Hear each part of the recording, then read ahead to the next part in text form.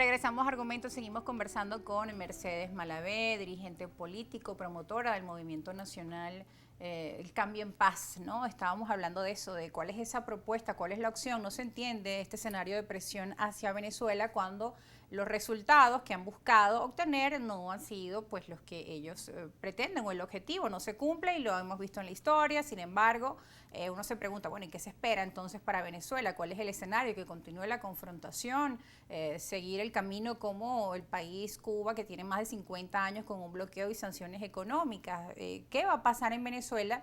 Y esto lleva a muchos venezolanos a reflexionar su situación también. Empresarios, estudiantes, trabajadores, los jóvenes, que son el mayor grupo que migra buscando otras oportunidades fuera de nuestro país, y que no queremos que nuestros jóvenes se vayan, no queremos eso. Así es.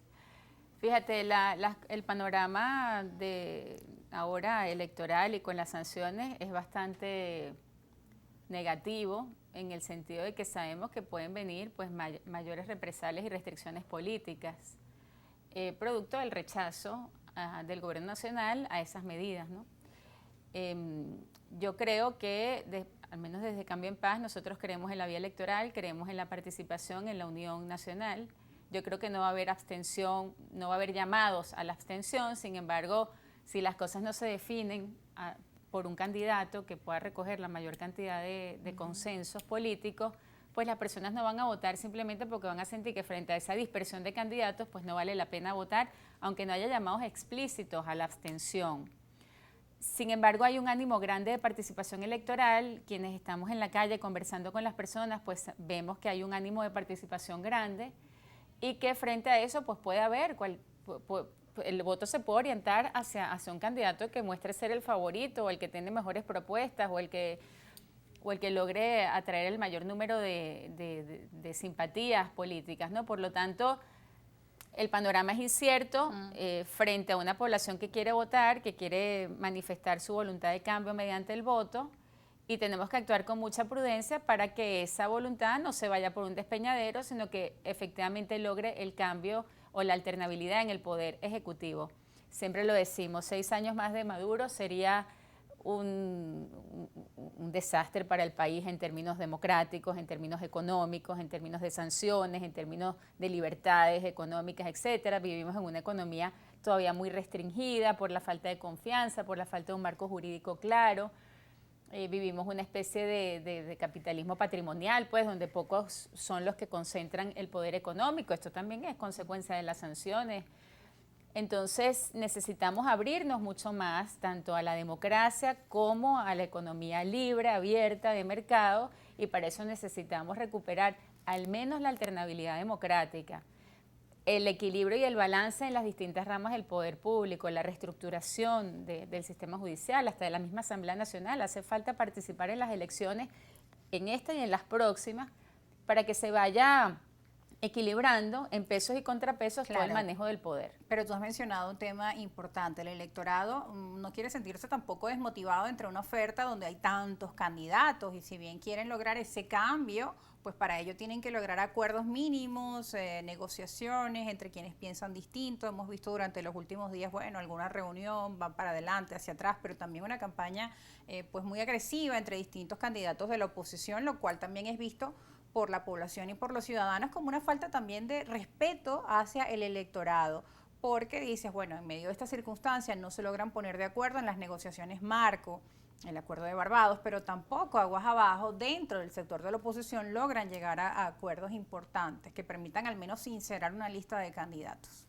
Venimos arrastrando una serie de errores políticos que tienen una causa para mí muy clara, que es el interés personal, ¿no? Por encima del interés nacional. Debería ser al contrario. El interés nacional debería orientar todos los intereses pequeños, el tuyo, el mío, el de un político. Es al revés. Aquí los intereses personales, al final pareciera que fuéramos una sociedad extremadamente individualista, ¿no? Porque no somos capaces de generar un discurso de unión nacional, de interés nacional. Y esa serie de errores que han ido desde llamados de abstención a unidades quebradizas, ¿no? Unidades, falsas unidades, insultos por aquí, insultos por allá, descréditos, atropellos, yo paso por encima de ti, etcétera, pues lleva a una desmotivación de la población muy grande.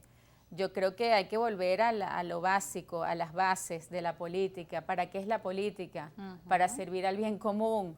¿Y cuál es la primacía del bien común? Pues la principal, la dignidad de la persona humana. La persona es un ser humano, material, espiritual, que necesita una serie de necesidades básicas cubiertas, entre ellas la principal, salud, servicios públicos, educación. Para eso hace falta dinero, porque hay que invertir en esas realidades, ¿no? Y luego una serie de aspectos no materiales, como por ejemplo la unidad de la familia, que estén sus familiares aquí, que las personas de la tercera edad puedan no solamente cobrar buenas pensiones y gozar de su jubilación, sino que además puedan tener cerca o puedan viajar a ver a su familia.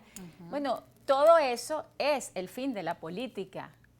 No es llegar al poder para decir, ya yo llegué al poder y destruyo al otro. Pero lamentablemente se ha olvidado y también la población lo ha tomado como, bueno, como un cambio de paradigma en que ya la política no es la que nos sirve a todos como un bien común, sino que los políticos están para buscar el poder, que la política está manchada, que la política es corrupción, cuando ese no es el fin, no es el nacimiento, no es el origen, no es el ser de la política. ¿Cómo poder rescatar nuevamente esa política con P mayúscula, donde de verdad se ponga el país en el centro? O sea, ¿cómo se logra llegar hasta allá? Pareciera que hay que volver a los orígenes de lo que es el activismo político, recorrer las calles, recorrer las comunidades, escuchar a las personas. El otro día estaba en un sector de Baruta, de las minas, llamado El Rosario, y estaba hablando con la gente y el caos de las motos haciendo caballitos, subiendo y bajando a toda velocidad, no nos permitía conversar y las personas me decían, por favor, ayúdanos, ¿no? Ayúdanos a salir de este caos, de este desorden, de esta indisciplina, de esta...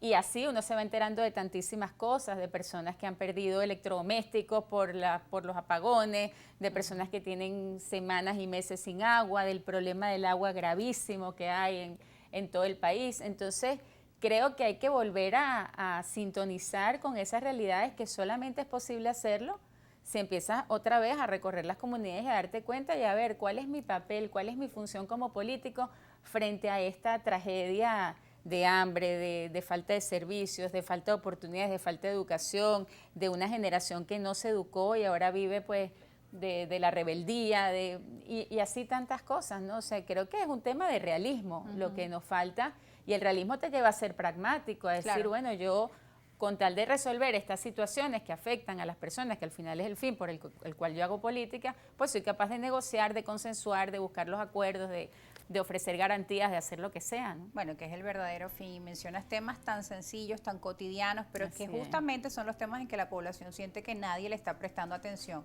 como el tema de los motorizados que me acabas de mencionar, que los vemos en la Cotamina, en la avenida, en el centro, en la Fuerza, en todos lados, y tú dices, bueno, pero tantas alcabalas, pero ¿qué pasa? Que esto continúa y cada vez peor. Tenemos que ir a una pausa, pero ya regresamos con más argumentos. Ustedes no se aparten, sigan en sintonía de este espacio a través de la señal de Globovisión.